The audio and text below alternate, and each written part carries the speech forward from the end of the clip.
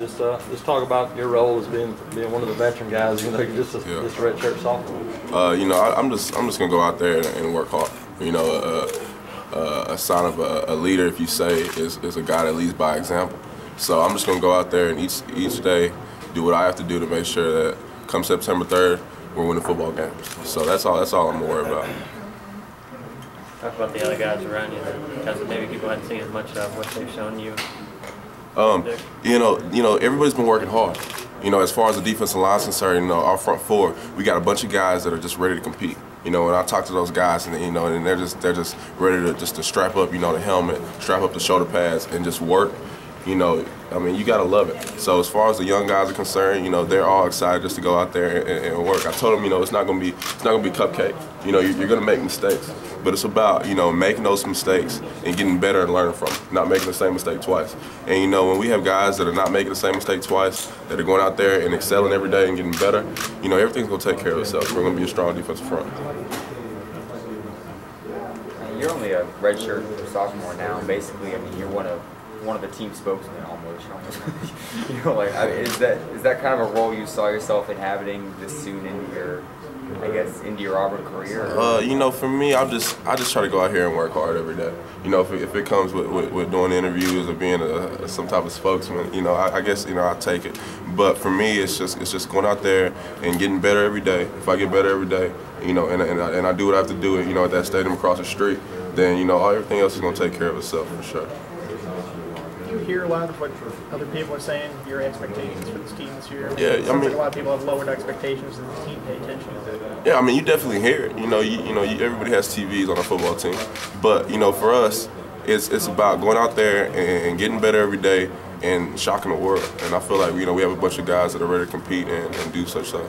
Do you understand where they're coming from with the expectations? When you have guys, definitely when you have guys that are youthful, some people, when you're looking at preseason expectations, preseason awards, preseason watch lists, it's based on what you've done before. So if somebody hasn't seen you before, it's a sense of youthfulness is lack of talent. But as far as us, you're not setting up youthfulness as a lack of talent. We're setting up youthfulness as guys that are ready to compete, ready to go out there and work, and ready to win games on Saturdays, and that's what we're going to do. Do you feel like you've taken this defensive line under your wing, that you're kind of like the leader on the field? I don't see myself as a leader by no means. We have a bunch of guys. We're all sophomores. We're all some juniors. Some freshmen. But as a group, as a cohesive group, we all talked about going out there and holding ourselves accountable first, and then holding the group accountable, and we're going to be great. And that's what we're trying to do. Nosa, who's working on your side behind you? It's me and Craig Sanders. Joe Bonamalo runs on both sides, and Justin Delane's on our side. But it's a strong side defensive end. That's in Devontae Singler, I believe, is working on our side too. So back in recruiting in 2009, you and Emory came here almost on a whim. All of a sudden. And this has worked out obviously very well for both of you. Are you surprised with how well it's worked out for you? Well, for us, we both had so much confidence in Coach Chisholm and what he stood for. As him coming into our house, coming to talk to our parents. As such a Christian man. We put our beliefs in him and what he stood for. So as far as it being a surprise, I wouldn't say that. With such.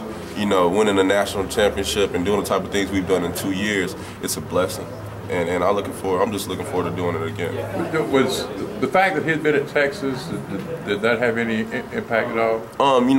For me, I heard him from that, and when he was at Iowa State, he recruited in Texas, and that was about it. Most of his players, his year or 2 years he had recruiting classes, they were all from Texas.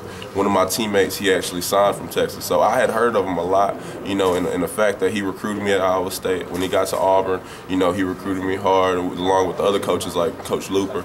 That's when when I started saying okay, and I looked and I took the visit, and after you take a visit to Auburn, it's pretty much said and done. Craig Sanders, is he working any at tackle, or is he all in? Yeah. We both go inside a little bit. We've been working so hard in the weight room. So if need be that we need to go inside and make plays, I'm gonna put my 90 jersey on and try to do it like Nick Fairley does. Was the this is out of the blue question, but the Auburn-Alabama rivalry, did you fully appreciate that? At what point did you fully appreciate how much people put on that? When you're on a bus and you just get into Tuscaloosa and you see some very mean things when you look outside of the Alabama fans, you start to realize what this is, you know. And I realized that when I took my visit and I went to an Auburn-Alabama basketball game, you know, and then I saw, you know, just how serious, you know, they take it in this state. And, you know, that's the reason why we come here. You know, we go back home, we talk to guys that play, you know, at UT, you know, we talk to guys that play, you know, at other universities in Texas, and we tell them that, you know, rivalries in the Big 12, rivalries in any part of the country other than the SEC aren't rivalries. You know, we are playing in a rivalry, you know, and we definitely don't take it for granted. You know, it's a blessing that we can play in that game, and I'm looking forward to playing in it this year for sure. What's the meanest thing you saw in that class? Oh man, just some fingers that weren't supposed to be up by some very little kids and old women. Can you kind of like in your mind kind of differentiate between the way it is, the rivalry between the players, then you got your fan base that's probably are graduates, and then you got the lunatic friends. Yeah. Yeah, I really don't see it as a difference. You know, I feel like, you know, when you're part of the Auburn family, you're part of the Auburn family through and through. You know, you don't see it. Sometimes you go to some other places and you see, you know, the bandwagon fans. There's no bandwagon now. You're either Auburn or you're somewhere else. You know, so when you're Auburn, that's why the all-in thing is so big to me. I feel like it fits us so well because it doesn't matter what Auburn is doing. It could be a lacrosse game versus Alabama. You know, there's going to be some fans there and they're going to want to win the game and beat that other team. So, you know, when you're Auburn, you're all in, and that's what I love about it. Lacrosse here? I don't know. Thanks, Nosa. All right. Appreciate it, Nosa. Yeah.